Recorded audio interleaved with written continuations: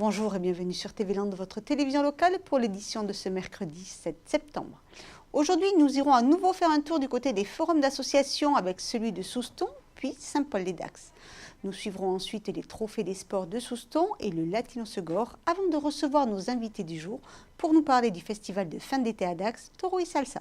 Une première cette année pour le 16e Forum des associations de Souston. Il s'est déroulé au Boulodrome.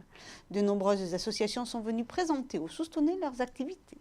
Notre journaliste est allé à la rencontre de quelques associations présentes pour la première fois sur ce forum. Lors du forum, quoi de mieux qu'une petite démonstration sur la scène pour attirer l'attention et susciter la curiosité. La nouvelle école de hip-hop est dans la place. J'ai créé cet asso depuis un petit moment déjà. Je viens de m'installer à Souston pour cette année. On va donner du move un petit peu.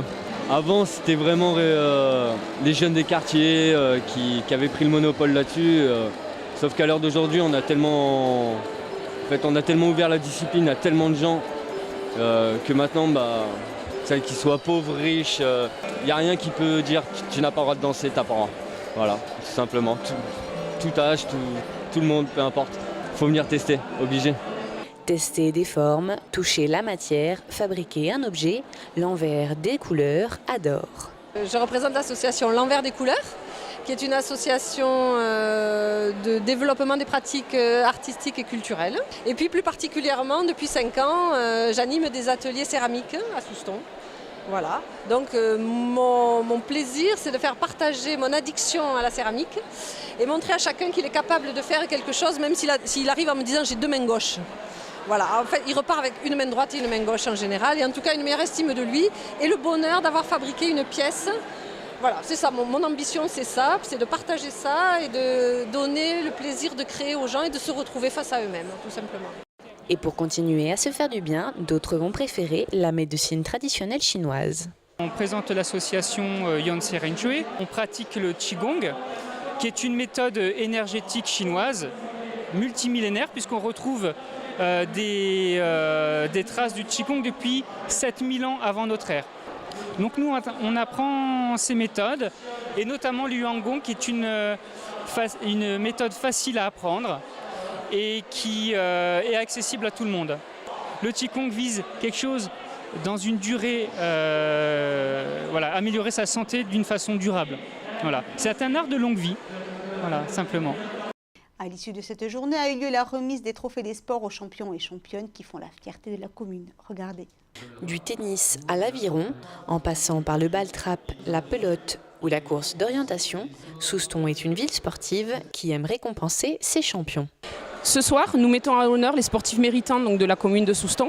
Nous avons beaucoup d'associations sportives à Souston et effectivement, donc, dans ces associations, beaucoup de champions, que ce soit des champions des Landes, des champions d'Aquitaine, mais également aussi des champions de France, donc dans différentes catégories. C'est vrai qu'il y a du sport loisir, mais il y a aussi donc, du sport compétition.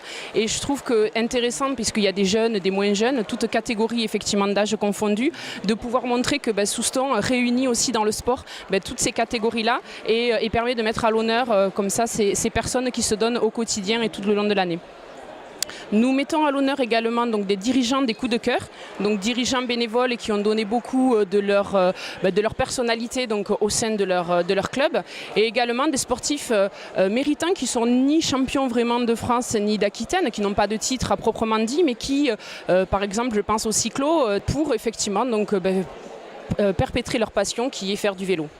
Les récompensés ont donc défilé sur la scène avec leurs trophées. Certains ont pris la parole pour exprimer leurs émotions, d'autres pour expliquer leur exploit.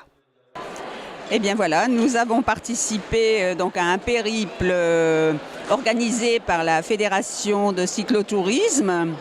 Et donc nous avons fait Pau-Strasbourg en 11 étapes, donc 1300 km au total, avec un dénivelé donc, de 12 000 mètres à peu près, tout au long en cumulé sur ce parcours. Nous étions donc 22 landaises et 28 ou 26 des Pyrénées-Atlantiques. Nous étions 47 à l'arrivée, mais voilà. Beaucoup de plaisir, un peu de souffrance bien sûr, un peu de mauvais temps, un peu beaucoup. Mais ce qu'on retient, c'est l'aventure humaine. Et entre femmes, ça se passe toujours très bien. Autre femme à l'honneur ce jour-là, avec la championne de France de pétanque, mais aussi avec les jeunes gymnastes des écureuils. Aujourd'hui, on est là parce qu'on est championne d'Aquitaine. On avait plusieurs équipes, on est passé aux différents agrès et l'équipe qui avait le plus de points était championne d'Aquitaine et donc voilà.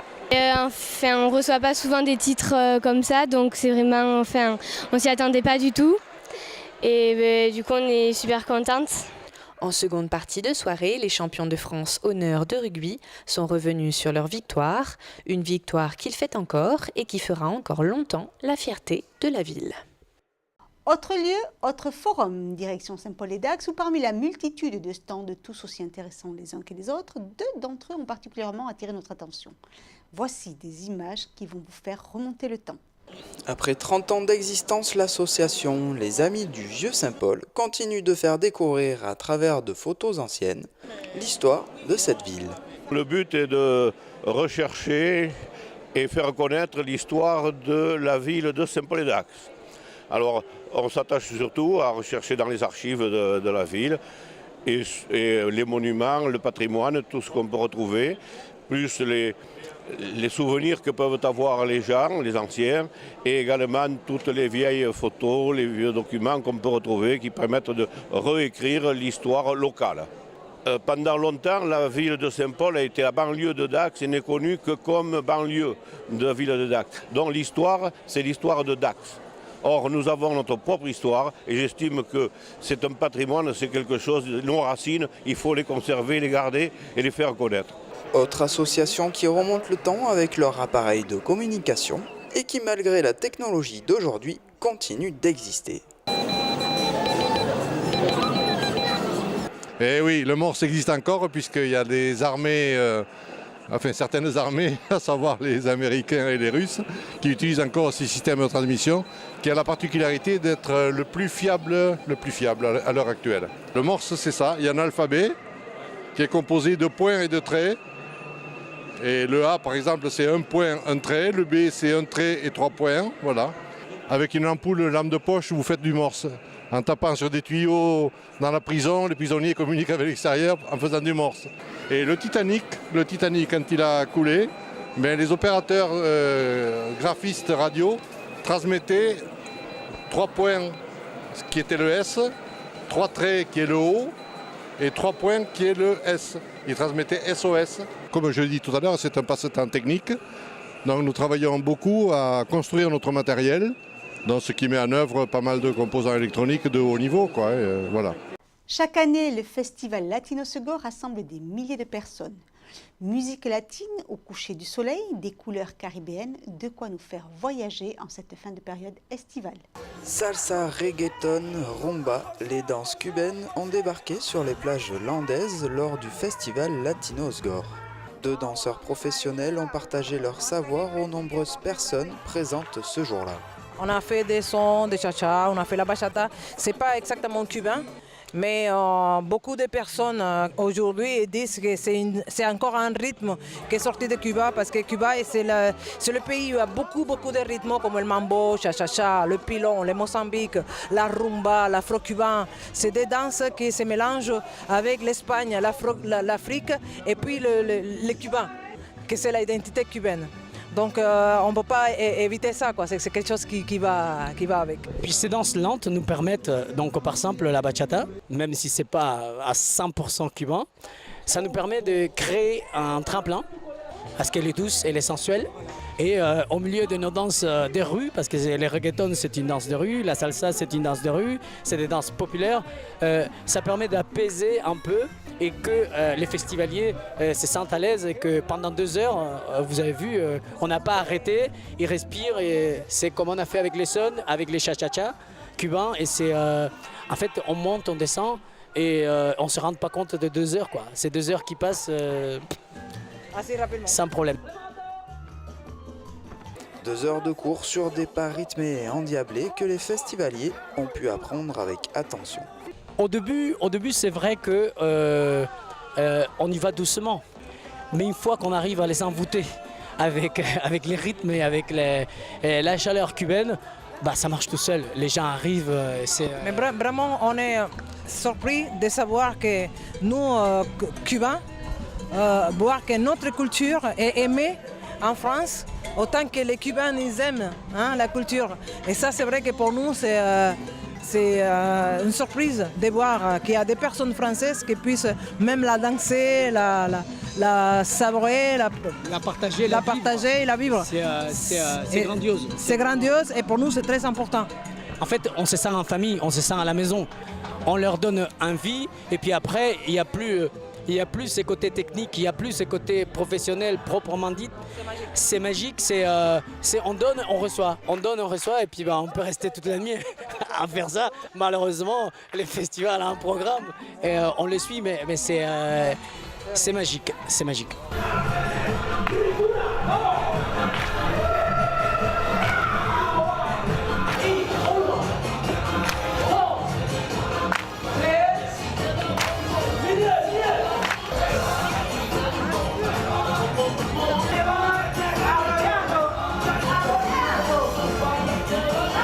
Plus qu'un partage, une rencontre finalement entre Cuba et la France sous un soleil d'été qui offre aux amoureux de la danse un moment chaleureux.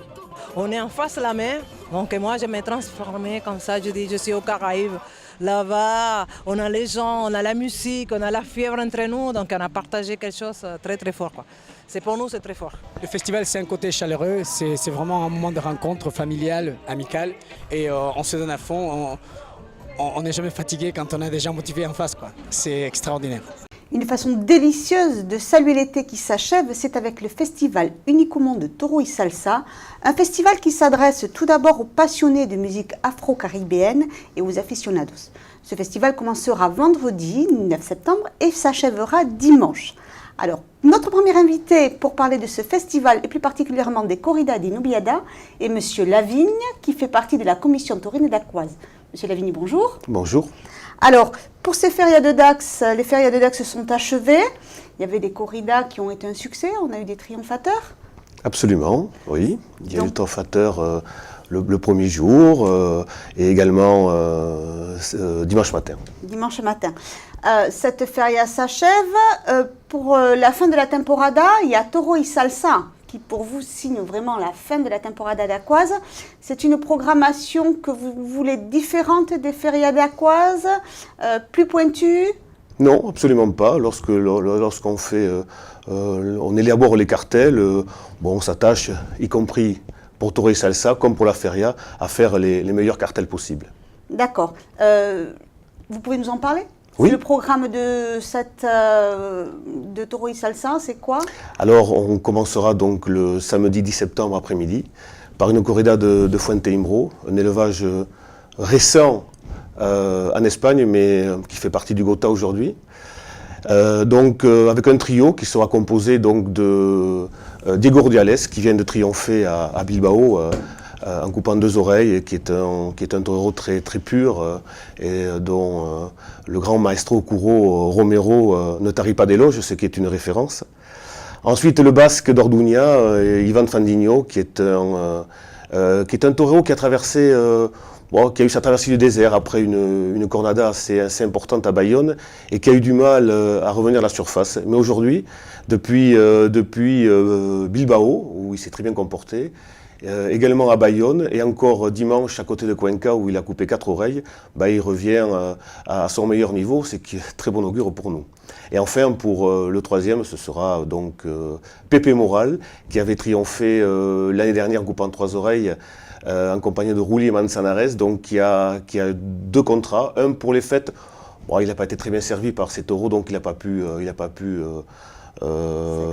s'exprimer comme il aurait souhaité. Gageons que là, son deuxième contrat, il prouve que l'année dernière, ce n'était pas qu'un feu de paille. Le dimanche matin, ça sera une nubiada piquée et le dimanche après-midi, une corrida. Alors, pour ceux qui ne s'y connaissent pas vraiment, la différence entre une nubiada et une corrida, est-ce que vous pouvez nous l'expliquer très succinctement? C'est très simple. Donc l'âge des taureaux, essentiellement. Donc une noviada, les taureaux ont 3 ans. Pour une corrida, ils ont 4 ans, entre 4 ans et 6 ans, mais plus généralement 4 et 5 ans. Voilà. Et donc, les jeunes qui affrontent les novillos sont en attente de passer leur doctorat, de passer leur alternative pour devenir matador taureau. Et alors cette année, à Toro y Salsa? Alors il y aura le dimanche matin donc une corrida que je qualifierai d'internationale puisque les novillos seront de la Quinta, d'origine Santa Coloma, et donc des taureaux espagnols.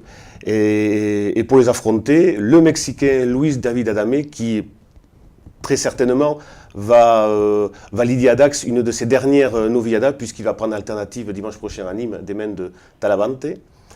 Ensuite, le Colombien Juan de Castilla, je pense que c'est la coqueluche, une des coqueluches de demain et un grand espoir en Colombie. Et le Français, bien évidemment, Adrien Salenc, qui en ce moment termine très bien sa temporada et qui a été très bon encore à Bayonne vendredi soir. Et donc ce cartel promet beaucoup et j'invite tous les aficionados donc, à venir surtout voir dans les arènes de Dax voir cette novillada piquée. C'est effectivement une novillada bien internationale. Ah, tout à fait. L'après-midi, on va avoir une corrida avec deux figuras, comme on dit, importantes. Alors oui, alors pour terminer, il fallait un feu d'artifice. Hein. Donc nous avons concocté un cartel avec donc deux des plus grandes figuras du moment, hein, El Rouli et Manzanares, qu'on ne présente plus. Alors il y a beaucoup de compétition entre les deux. Hein, et on a même tendance à penser qu'ils s'évitent un petit peu, donc ils seront à Dax ensemble. Et gageons que la compétition sera de nature à nous donner un formidable spectacle. Il sera accompagné donc d'un jeune aux dents longues. Nous avons fait un pari en le prenant, David Galban. Il était venu il y a 2 ans, il était passé un peu inaperçu, mais force est de constater que cette année, il fait une très très bonne temporada et qu'il va aller certainement, ou il va prouver en tout cas, qu'il peut se mettre à la hauteur des deux grandes figuras que sont Rouli et Manzanares. Les taureaux. Et face à ces taureaux. Alors j'y venais, je ne vais pas dire le meilleur pour la faire, mais les taureaux de Montalvo ont été extraordinaires il y a 2 jours à Palencia, puisque bon, les 6 taureaux ont quasiment tous été applaudis à la rastre, mais il faut souligner qu'un a fait la Vuelta al Ruedo et un autre a été indulté par le maestro Pereira. Donc nous sommes vraiment dans l'attente que leur frère soit, sinon à la hauteur, du moins aussi bon. Du moins aussi bon. La météo sera clémente? A priori oui, ce qui est très bien. Nous avons déjà été gâtés pour la feria et je pense qu'il en sera de même avec moins de chaleur, donc ce qui est quand même une chose en plus importante pour les spectateurs. Au niveau du public, vous sentez une différence entre le public des ferias, le public de Toro y Salsa? C'est le même? Il est plus exigeant pour Toro y Salsa? Oui, je pense qu'effectivement pour Toro y Salsa, même s'il y a la concurrence avec Arles qui organise également sa deuxième feria le même week-end, il est clair que dans les arènes, il y a peut-être plus d'aficionados que pour les fêtes, où la concurrence est encore plus vive. Mais donc, on peut penser effectivement que ces aficionados-là se font entendre un peu plus que pendant la fête, où il y a beaucoup plus de vacanciers, de touristes en tout cas, qui remplissent l'arène. D'accord. Bon, merci de vous être déplacé jusque dans nos studios, Monsieur Lavigne. Souhaitons que le spectacle soit bon. Toro y Salsa, les taureaux, c'est aussi la musique. Vous allez aller sur le dance floor, comme on dit. Bien évidemment, hein, on peut pas, et je dirais même qu'on ne peut pas y échapper. Hein, donc c'est au milieu des casetas, le podium, tout ça. Bon, c'est une belle fête pour clôturer l'été à Dax. Bon. Alors, Toro y Salsa, effectivement, c'est les taureaux, c'est aussi la salsa. Cette année, dans la salsa, il y aura 6 concerts gratuits et surtout le retour des sessions DJ avant les concerts. Et bien évidemment, si vous ne savez pas danser la salsa, ce n'est pas un problème, vous pouvez y aller parce que le midi, vous avez des initiations à la salsa. Alors, je ne sais pas si vous savez danser la salsa. Pas vraiment, mais vraiment. Bon, il est jamais trop tard pour s'y mettre. Alors, on peut... Vous regardez le reportage qui suit, il va y avoir quelques pas de danse, mais de base, pour pouvoir s'amuser pour les néophytes. Donc on va vous faire le son traditionnel cubain, donc les pas de base, quelques pas de base qu'on a fait aujourd'hui avec les festivaliers. Donc très simple. On va commencer sur les 4. et après 2, 3, 4 sur place, et ainsi de suite. Puis on va déplacer ces pas de base vers les côtés. Donc voilà, 2 variantes, la première sur place, la deuxième sur les côtés.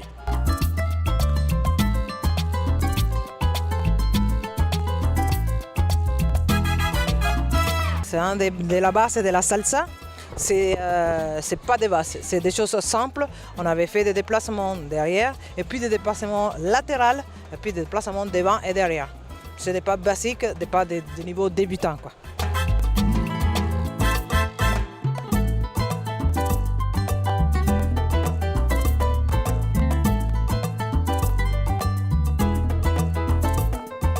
On va faire un mélange maintenant du reggaeton avec la salsa. Comme ça, vous aurez eu 3 styles, ce qu'on appelle la Cuba salsaton. Alors, le premier pas qu'on va faire, c'est un pas très simple. C'est vraiment vers les côtés. Donc, on va se déplacer à droite et à gauche en faisant des mouvements de torse bien syncopés d'un côté à l'autre.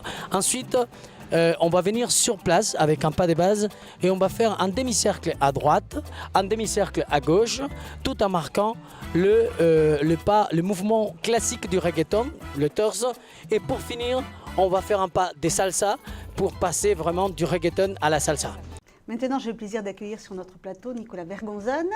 Bonjour. Bien connu, bonjour. Bien connu du monde de la course landaise puisque vous avez été 8 fois champion de France en l'occurrence, oui. Et puis, ça fait 20 ans que je suis dans le milieu avec mes 2 autres frères, donc oui, le nom résonne un petit peu dans le milieu. Ils ont pris la relève. Oui, c'est ça, exactement. Vous maintenant, vous êtes parti dans le spectacle pour promouvoir la tauromachie. C'est ça. Où l'animal n'est pas mis en danger, c'est l'homme qui est face à l'animal.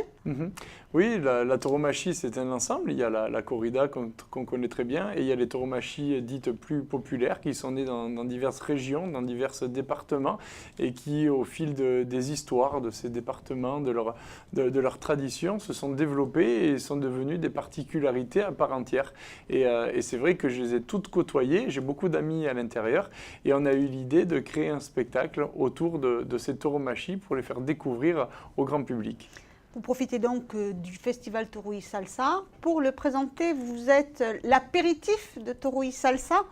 Je ne sais pas, j'espère qu'on sera un bon apéritif dans tous les cas, mais c'est vrai que tous les ans, on présente la Nuit du Taureau, enfin tous les 2 ans. Et cette année, Dax nous a fait confiance, puisque la Nuit du Taureau est une très belle réussite. Il nous a fait confiance pour nous demander d'organiser un spectacle le vendredi soir de Tauros y Salsa. Et on ne voulait pas repartir sur exactement la même chose que la Nuit du Taureau, donc on voulait varier. Donc on est parti sur ce concept-là, qui s'appelle Tauromachie avec un S, voilà, justement pour présenter vraiment l'ensemble de la tauromachie et toute sa diversité et toutes ses particularités.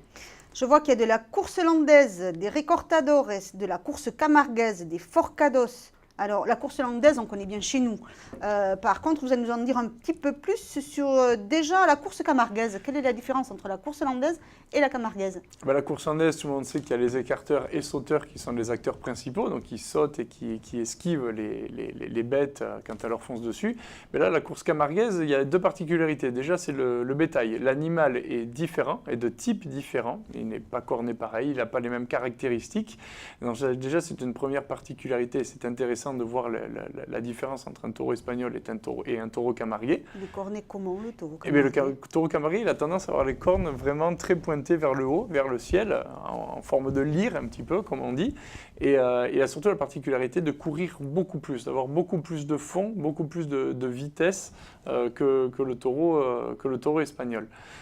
Et après, donc, leur discipline, eux, s'est développée en essayant d'attraper des cocardes, ce qu'on appelle des cocardes ou des glands, dont la cocarde est basée sur le front de l'animal et les glands sont situés sous les cornes de l'animal. Et il y a toute une discipline qui s'est créée autour de ça. Et pas la particularité, justement la même chose qui rejoint un petit peu ces 2 disciplines, qui est la course landaise et la course camarguaise, que les 2 se sont structurés et sont régis par une fédération française qui est rattachée à la jeunesse et sport, au même titre que le foot ou que le rugby. Donc voilà, c'est codifié, c'est réglementé, il y a des règles, il y a des compétitions, il y a des champions, et on aura la chance justement d'accueillir le leader actuel, qui est Joachim Cadena, qui est vraiment la star actuelle de la course camarguaise, fait beaucoup parler de lui. Et ils seront surtout chapeautés par Adrien Pujol, qui est 3 fois cocarde d'or, c'est un nom qui résonne très fort en course camarguaise. C'est une star dans sa région. Et il a même repris, il fait même partie maintenant de la fédération. Donc on aura en particulier ces 2 personnes, plus Miralles et Martin, qui sont 2 raseteurs exceptionnels pour agrémenter cette partie camarguaise. Les raseteurs, c'est ceux qui attrapent la cocarde. Exactement. Voilà, c'est leur nom. C'est leur nom. Eux, ils ont des raseteurs. Et juste une petite particularité, c'est qu'ils ont vu que pour Toros et Salsa, le samedi matin, il y avait la finale des raseteurs landais. Alors là, il y a une particularité aussi, parce que les raseteurs camarguais rasettent avec un crochet, essayent d'enlever les attributs qu'on appelle avec un crochet. Les landais sont à la main, et les landais travaillent sur du bétail espagnol, et eux sur du bétail camarguais. Donc ils ont invité les 2 meilleurs raseteurs landais à les rejoindre avec nous. Voilà, vendredi soir, donc Yann Broker et Julien Raspantino viendront raseter le taureau camarguais dans la plus pure tradition camarguaise auprès des plus grands champions, donc ils sont super fiers de représenter les Landes dans cette partie du rasé. Il va falloir qu'ils s'adaptent au crochet. Au crochet, ben voilà, ça va être intéressant de voir tout ça, exactement. Là, on est 100% français, maintenant on passe un petit peu à l'étranger. Oui, alors, il y a les recortadores. Ouais. C'est un petit peu connu maintenant avec le spectacle de la Mariposa à Vieux-Boucaux, mais pour ceux qui n'y vont pas, expliquez-nous ce que c'est, les recortadores. Alors, les recortadores, c'est une tauromachie qui est née de la rue et on va dire qui est émergente. Ça s'est structuré il y a une trentaine d'années, puisque moi-même, il y a 20 ans, quand j'ai débuté la course andaise, on allait souvent en Navarre affronter le bétail espagnol de la même manière que eux le font aujourd'hui, en fait, les recortadores. Mais cette tauromachie des recortadores était un petit peu enfouie, puisque les taureaux de rue ont toujours existé en Espagne et les jeunes se sont toujours amusés à faire des figures pour impressionner le public, des figures diverses et variées, c'est-à-dire des recortés, des quiebros, des saltos, qui sont un petit peu l'équivalent du saut ou de l'écart en course andaise, et ils ont une figure bien à eux, très spéciale, qui s'appelle le corte, et qui est vraiment, ça veut dire coupé, et en fait, c'est un mélange de rasé, vous partez comme sur un rasé, et vous faites une finition d'un écart landais. C'est un peu un mix des deux. Et la particularité des recortadores, c'est qu'ils ne se sont pas enfermés dans un code de figure bien précis, c'est-à-dire que c'est totalement libre. C'est soit on saute, soit on récorte, soit on fait un écart, sans vous parler de termes techniques, mais on s'aperçoit que les techniques sont totalement différentes que les landais. Et ça, c'est très intéressant parce que justement, voilà, eux aussi se sont structurés. Maintenant, il y a des concours de recortadores qui se font un peu partout. Il y a un championnat. On était encore samedi dernier à Valladolid pour la finale des recortadores espagnols. Et ça attire, il y avait 12 000 personnes dans les arènes, donc ça attire beaucoup de monde, c'est très attendu. Et ils ont atteint aujourd'hui un niveau exceptionnel. Et on a là encore les plus grands champions qui vont nous rejoindre et qui seront là pour faire une belle démonstration de récorte libre et de récorte pure, de corte puro, comme on appelle, pour venir faire découvrir leur discipline qui est vraiment en train de prendre une ampleur, on va dire, quasiment mondiale. Et c'est très intéressant et surtout très excitant d'accueillir les plus grands champions pour cette édition à Dax. Un spectacle impressionnant aussi, les défis. Alors dites-nous-en un peu plus. Alors les défis, ce qui est intéressant, c'est que justement, on est au jour d'aujourd'hui, comme les deux tauromachie du récorte et de la course andaise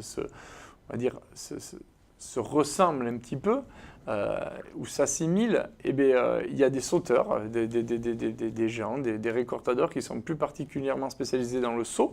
Et nous, on sait très bien aussi que le saut fait partie des grosses spécialités de la course andaise. Et on a eu l'idée de mettre en défi l'un des meilleurs sauteurs landais face aux meilleurs sauteurs espagnols. Et ça, c'était très intéressant parce que c'est la première fois que ça se fait.